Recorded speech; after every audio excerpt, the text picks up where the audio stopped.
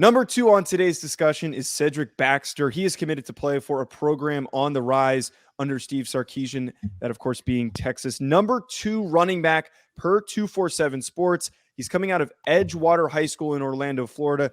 6'1", 215, which sounds crazy to say for a high school running back recruit that he has that size. And we were talking about a little bit before that despite the fact that he's 215 pounds, he's a kid that feels like he might even get bigger than the size that he's currently listed at.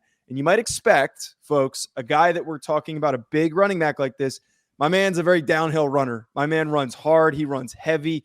He's an aggressive guy. And he is, I think, the epitome of the description of running with bad intentions. And if you're in his way, you better get out of the way if you're not ready to take on that contact. Yeah, he's downhill, man. That's the perfect way to put it, right? Like he's 215. I think he's going to be 220 plus pretty early in his career. And this is an early down ball carrier, man. Like this is the guy, the lead back to a committee approach, right? Like I don't know if he's to Matt's, perspective on what Ruben Owens can bring in the passing game. I don't know if I quite get that with Cedric, right? Like I don't know if we're going to be flexing him out wide and using him in the passing game and letting him run routes and do all type of stuff. But as an early down ball carrier, man, this kid is an angry downhill cat who's explosive and is going to create hidden yardage, right? Like he is going to move the pile. He's going to be a nice player in short yardage and goal line, explosive downhill thumper. And this guy, I think, is kind of a little bit of a tone setter in the backfield. Yeah, and you can see that he has good speed, to say that he doesn't have game-breaking speed, again, haven't been doing this long enough and watching enough high school film to say that he's, one of those super elite level guys, but he does play football in Florida and he's outrunning a lot of Florida guys. So he must be pretty fast. And, the other thing that really is just jumping off the screen to me with him is his power to just run through arm tackles, and the ability to really aggressively stick his right foot and left foot in the ground and cut and get vertical, and I think that's the reason why on so many of his highlights, you see him just running through these arm tackles, because even though he is changing direction, he has great pad level. He's low to the ground. And obviously his size being at 215 pounds, once he gets his motor going, it's tough to tackle in high school. And he's another guy that's man, it's scary, man. He gets into a college weight room. We'll see what happens here, because I was really impressed. I think, on my list, I think I like Cedric Baxter a little bit more than Ruben Owens as just a pure running back. But I do like the fact of Ruben Owens being maybe a little bit more versatile of an Alvin Kamara type of player too for an offense. So that's where I kind of went back and forth. I literally watched both of their films back and forth. I was like, which one would I take over? But nonetheless, Cedric Baxter, there is definitely a home for him, in a Texas offense that occasionally will need tough running. Joe, I know that you were a long snapper, so you never tackled anyone, but this is the number one player on the list. That is just so rude right there. How dare you take a shot like that? Special teams people are people too, okay? Yes, you're very good point. Joe, I will be serious, man, for a second. Okay. Ruben Owens is the number one player on this list that I would not want to tackle. I do not want to tackle any of these cats, but number one is Ruben Owens. We're getting downhill. I do not want to see him in between the tackles. Continuing with Baxter, one of the things that you guys talked about in his ability to handle contact, that's the big thing for me when you have a power back. Is you can have a big running back that gets knocked over or is too far forward leaning and doesn't really handle contact very well. But what makes him the best power rusher in this class, according to all the rankings that are out there, is that contact balance. That was one thing that really popped to me. And understandably, he's going up against high schoolers. He's going up against guys who are significantly smaller than the defenders that he is going to face once he gets to Texas and in the SEC once Texas makes that transition.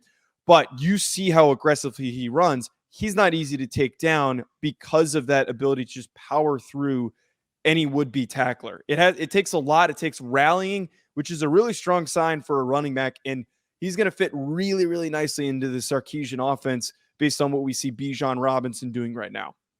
I definitely agree with that.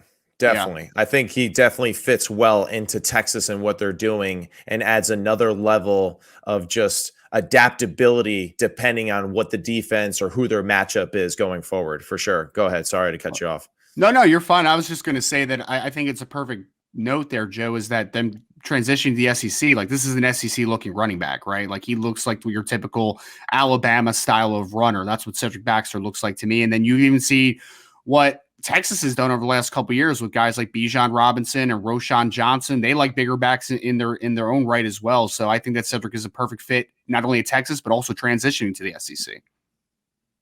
Yeah, Baxter, just to wrap up our thoughts on him, we're all agreeing here that he is a really nice fit.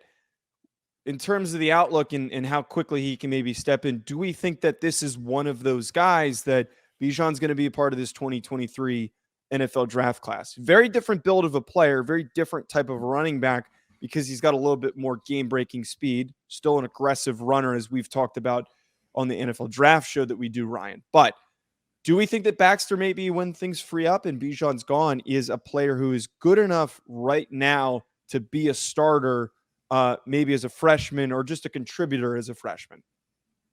I mean, think it really. Sorry, go ahead. No, go ahead. It's all right. We were both excited to jump on that one. Go ahead. You started off. No, I was just gonna say that for me, Joe. I mean, it really depends on what the rest of the room looks like. Like, I think that he's gonna come in and he's gonna warrant carries. Like Baxter's the good enough player where he's gonna come in and he's gonna get touches. There's no doubt. But Texas does have really good depth with Roshan Johnson and Keelan Robinson, who was once at Alabama, right? So it really depends on who comes back in the room as far as the ability to start. But regardless, I do think that Baxter's going to come in and he's going to warrant carries early. And just to add to that, just the fact that he is going to Texas and he is with Steve Sarkisian, that their offense will have a little bit more of a different demand than he's probably used to in high school, just because of the fact that with Sarkisian's background in the NFL, pass protection will be an important thing. Can he actually identify who the blitzers are that he needs to protect? We'll be able to scan for linebackers and I think all those little things will kind of be the difference in whether or not he gets on the field early on in his career. I mean, eventually he's going to get on the field. There's no doubt about that. But I think those will be the biggest things. And he fortunately played against my former high school at Don Bosco Prep actually this season. And I got a chance to talk to a few of those coaches. And just a year ago, I was actually on that staff coaching. And I know there's like 5 or 6 guys on that team that are really big football players, that are Division I football players and D1 AA football players that are good, right? And they just couldn't get over just how good of a player he was, how well-rounded of an athlete he was, and just, again, like how aggressive he ran in the game. And listen, when a New Jersey coaching staff is saying that, we don't like to admit to any of those type of things. That's a credit to him and his ability. So just wanted to kind of, shoot that out there because, when guys at a pride school like Don Bosco Prep say that this guy runs aggressive, he runs hard, and he tore us up, that's saying a lot. Man, I'm curious, and I'm not sure how much you might know about this, but like, what was the attempt to try to slow him down? If you were able to, I'm so serious because it's like, how do you game plan to slow down a guy like this? It's really interesting watching him go against high schoolers. It's almost like you need to have 4 or 5 guys rallying to him every single time at the end of a play. Was there like a different approach, or was it, like, let's just see what happens here? Yeah, I mean, listen, it's like the Mike Tyson saying, right? You got a great plan, until you get punched in the face. And I think it was one of those things where Bosco thought like, yeah, we're going to wrap up, we're going to gang tackle, we're going to get to the football. And then the game starts and they're like, man, all right, this guy's like on another level.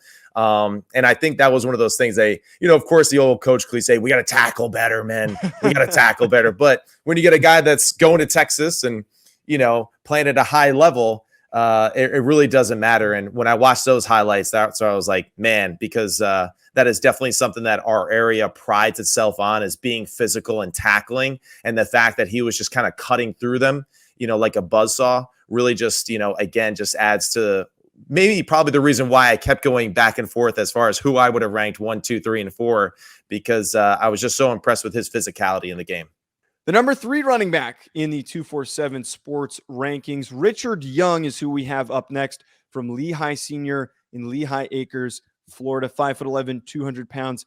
He is one of the 2 running backs that is committed to Alabama in this class, but Young himself, really more of a compact runner. And it's kind of funny to see that he's listed at a similar size as Reuben Owens. And I think that the size differential is pretty noticeable on tape, but that compact running style, he really plays well behind it. I think out of all the guys that we watched, I'm curious your guys' thoughts on this.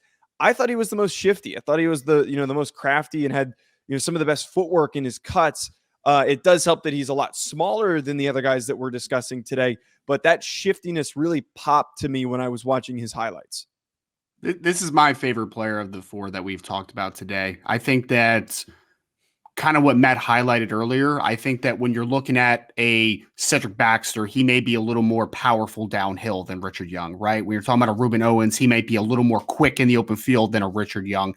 But I think Richard Young brings an all-around profile that I really love in that regard, right? Like I think he has a good elements of power. I think he's got good initial burst. I think that he gets to top speed pretty quickly. Do I think he has home run ability? No, not really, but I think it's solid speed for his size. And I think that he has just a nice all-around profile. Like I think he's a kid that could split out wide and do some stuff in the passing game. I think that he can run inside gap schemes, power, outside zone. I think he can do a little bit of everything. So I'm a big fan of Richard Young. I think he's got a really nice all-around profile as a runner.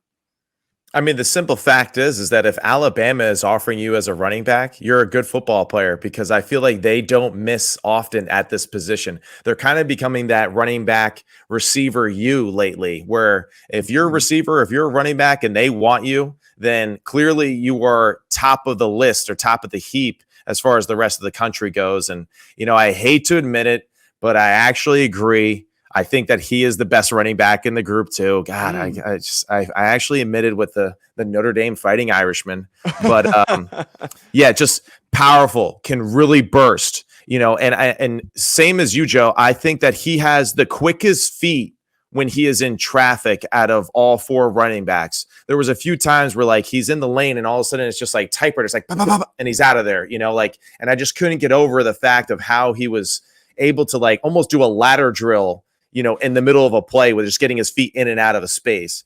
And yeah, he's definitely my favorite runner. And I think he's like a good all around, just born to be a running back type of football player.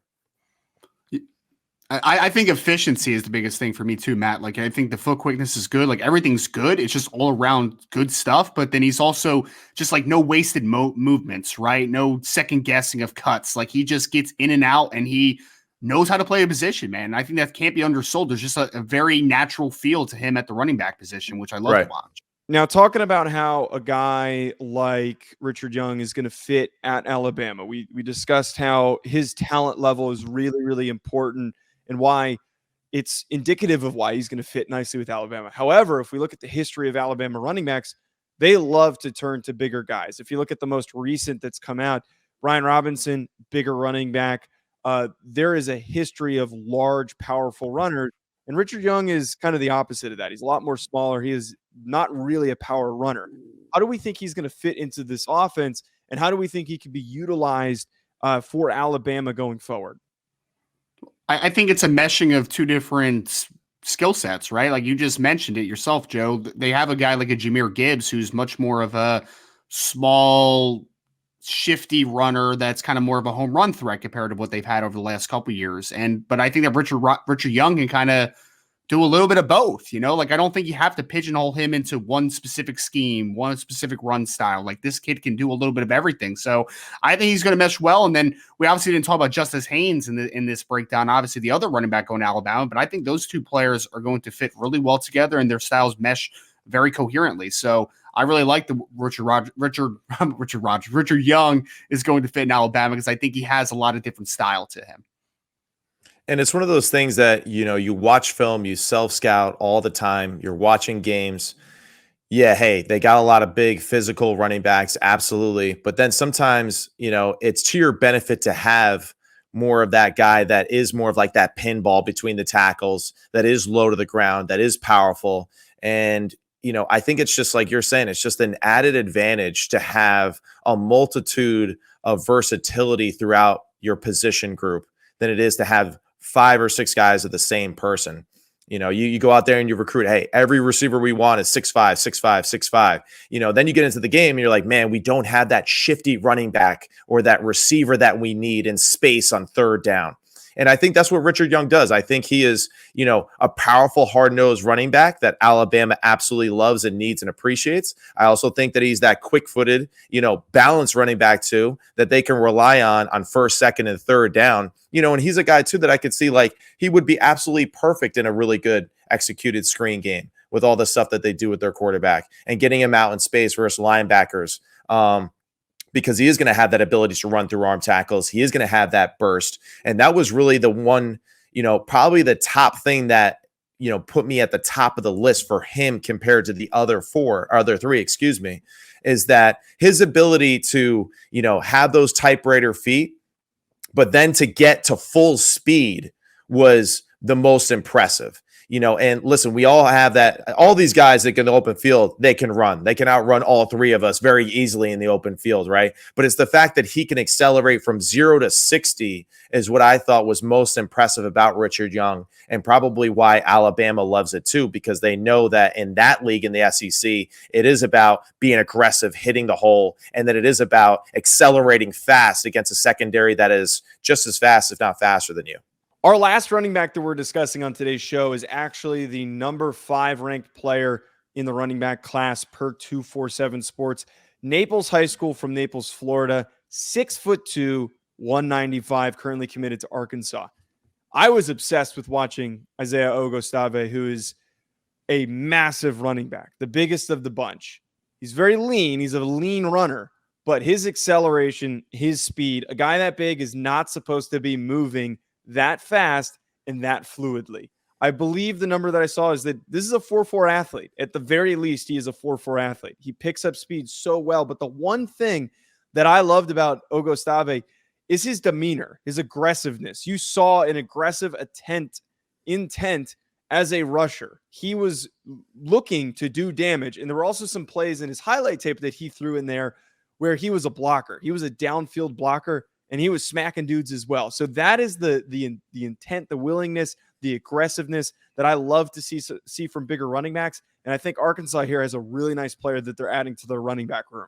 The fact that you said it, right, is just that when you put blocking highlights on your highlight for a run that goes 4 yards, that just tells you that he takes tremendous pride in that. He takes tremendous pride in his physicality for his team. And the thing is, too, that really just, again, it's just so noticeable is that you see their team is very simple. They're running the football. Every defender is within 8 or 7 yards of the line of scrimmage. Like, they're not messing around. It's a tight tackle box. All 11 players are like this to stop their run game.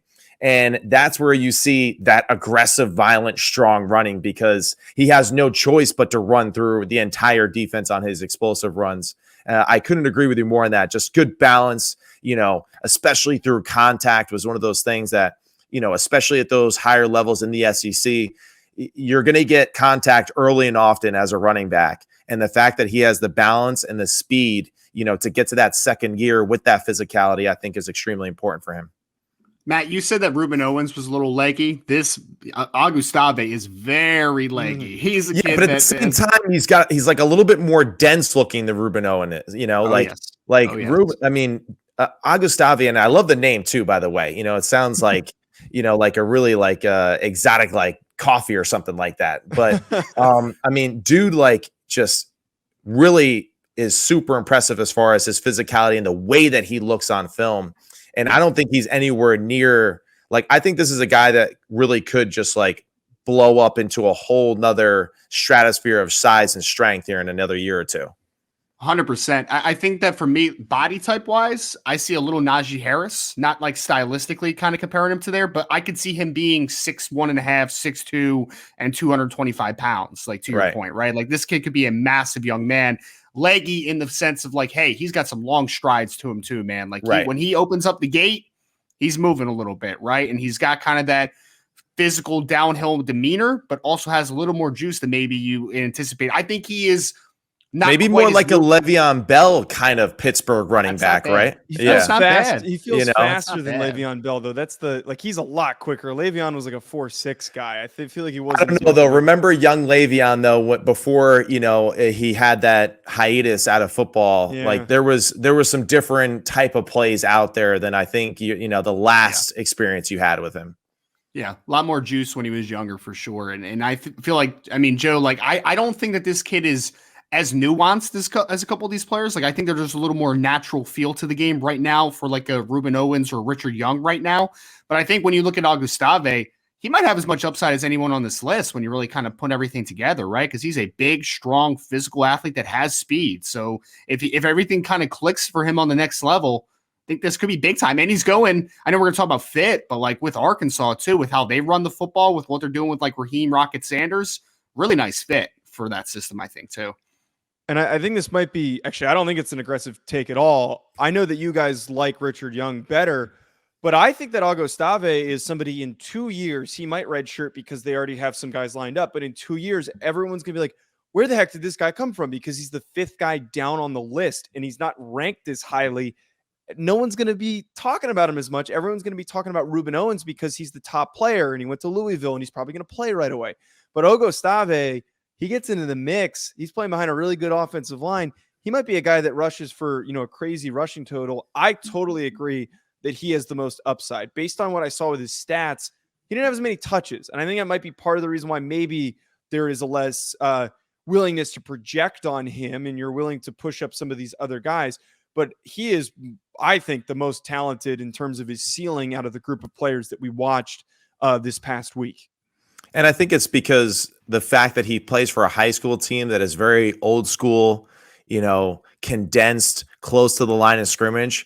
And it's the fact that like when he gets to that next level, that he'll be able to be a part of an offense that can distribute the football a little bit better, can use the field to their advantage, and that's where you're going to see him take that jump, because now he's going to be running against, fronts that have 5 or 6 guys in them instead of all 11, at the line of scrimmage. So I think that advantage to him is he's going to get to college and he's like, whoa, there's not as many people around the line of scrimmage as usual. This is pretty cool, and that's where, like, I think for him, he's going to have a tremendous growth too of actually having that space available to him more often than what he saw in high school.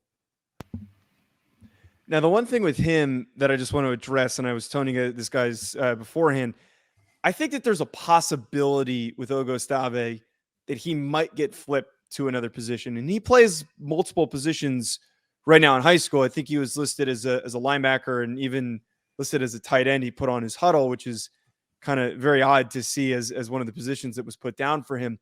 But he, as we've broken down, aggressive player. He almost feels like he's a linebacker playing running back. Part of me partially wonders if maybe he gets to Arkansas and they go down and they lose a running or a linebacker and they need to bump him in. And then that's just the rest of it. He, out of any of these guys, I think could play another position for sure because of his build, his size, his explosiveness. But at the very least, he's going to play some position early if it's on offense or defense. I mean, he's a big, strong athlete, right? So the potential is always there. I think of like Steele Chambers that plays for Ohio State right now, right? Like he was a top-ranked running back. Now he's a starting linebacker for the team. Like those transitions happen from time to time. I think it's really about what the projection looks like, right? Like what's the running back room look like? What's the depth of different positions? It's a lot of variables that kind of go for the context of a position switch. But I agree with you in the sense, Joe, that like size, strength, speed combination. If this kid's 220 plus pounds, he could easily play linebacker. There's no doubt because he has that type of profile. Yeah, I mean, seeing him lining up at like a weak side linebacker for you and just cleaning up every play, that's run away from him and then being stout like in the pass game too. Like I think that's something that obviously can be, something that we could see very easily, potentially in his future. But I think the fact that he lists himself as a tight end too is because he does take tremendous pride in being that physical person, and that's something where I think he understands too that the more he has to offer a football team as far as his ability to do multiple things, the better chance it is for him to get on the football field. And he's a guy too that, like, if we were doing this for, a scouting report for the NFL, I'd be like, this guy is like a 12-year. He's going to play special teams and be on kickoff and kickoff return and punt return because he's tough. He's physical. He plays every down like it's his last down. And, it's like, that's why he's going to be in the league for 12 years guaranteed because of that. And that's where I see him having an advantage, maybe not as the punt returner or kick returner, but him making an impact on the field in multiple ways outside of just the running back position. Folks, thanks for tuning in. That is going to be it for us here on the First Team. If you missed any of our last shows, which was the quarterback grouping, make sure you go check that out. Also, we're going to be moving on to receivers, so make sure you're subscribed, whether it's on YouTube or wherever you can get your podcasts. Hit that subscribe button so you don't miss out on our future breakdown episodes. You can follow me at Joe DeLeone. You can follow Ryan at Rise and Draft on Twitter, and you can follow Matt at Sims Complete QB. We'll be back with more, folks. Stay tuned.